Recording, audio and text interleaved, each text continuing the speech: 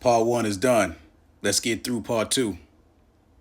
When we got back home, I told her plainly that I wouldn't tolerate any more attempts to interfere with my relationship. She smirked, the same way she had that first time, and said I was too sensitive and could do better anyway. By then, I knew she wasn't going to stop on her own. The morning of the wedding started early. The bridal suite was full of dresses hanging on racks, curling irons heating up, and the smell of coffee mixed with hairspray. Claire was there before the hairstylist even unpacked, sitting off to the side with her phone in her hand. She barely looked up except to scroll or type.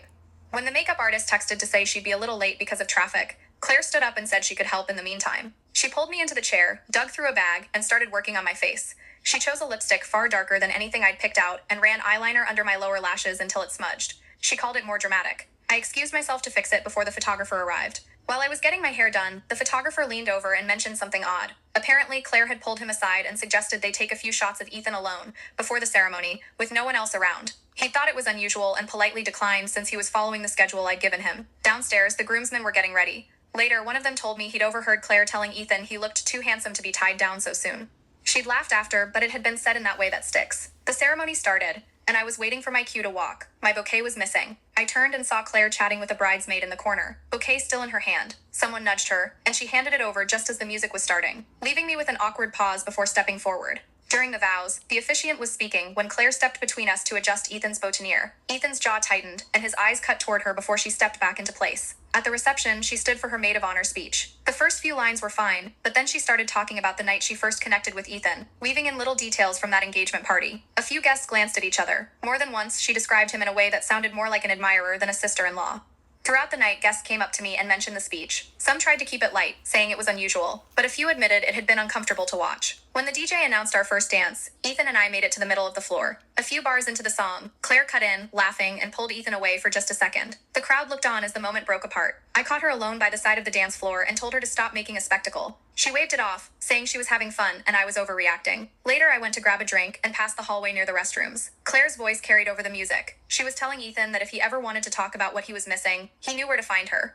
That was the moment everything shifted. I decided I was done letting her slip by with these stunts. I started thinking about exactly how to make sure she understood she couldn't keep crossing that line. I went back to the reception smiling, greeting guests, making small talk as if nothing had happened. Ethan caught my eye from across the room and gave a small nod, the kind that said he knew I had heard. Later, he leaned over and told me he'd back me in whatever I chose to do. By the end of the night, while the last songs played and people lingered near the dessert table, I had already put the first quiet pieces of my plan into place. After the wedding, I kept my distance from Claire. For 2 weeks, I answered only when it was necessary. No extra texts, no casual calls. When she stopped by my parents' house one afternoon while I was there, I left within 15 minutes.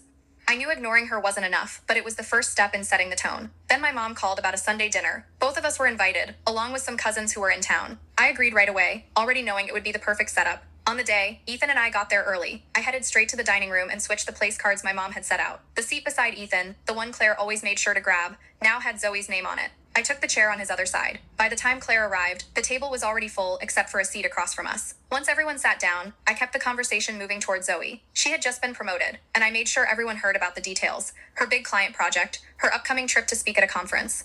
Claire glanced over but said nothing, pushing her salad around the plate. Halfway through the meal, I brought up a memory from our honeymoon planning, how Ethan had tried cooking a dish from the country we'd visited before booking. He laughed and added a detail about burning the first attempt. Everyone at the table was smiling, except Claire, who stayed silent. Later, she tried to steer the conversation toward a trip Ethan had once mentioned wanting to take. She described the destination, making it sound casual, like she was throwing out an idea. Ethan didn't hesitate. He told her we'd already booked that trip for our anniversary. Claire suggested maybe we should make it a group trip. I set my fork down and told her we wanted it to be just the two of us. She looked at me, then dropped her gaze back to her plate. I wore a necklace that night, thin gold chain with a small charm, that Ethan had given me last year.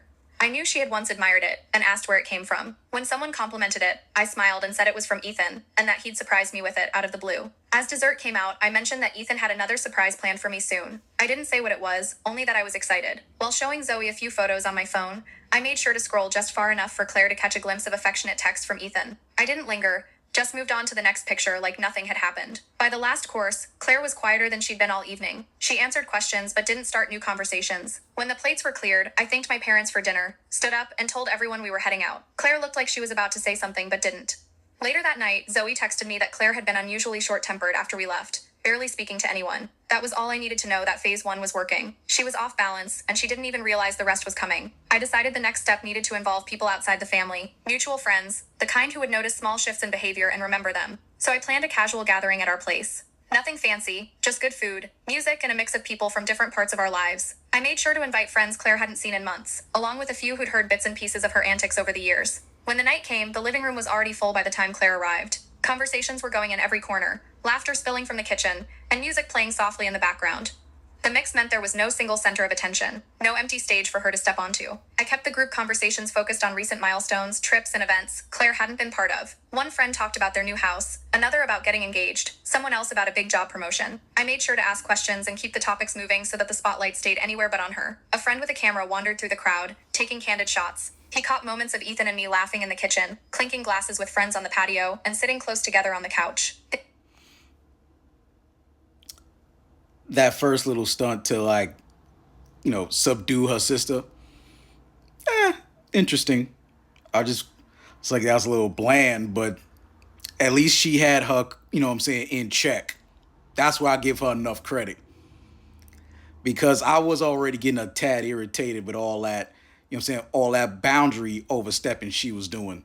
Because where I'm from, that opens up into a big scrap. So I'm not from all that passive nonsense. But whatever, that's okay.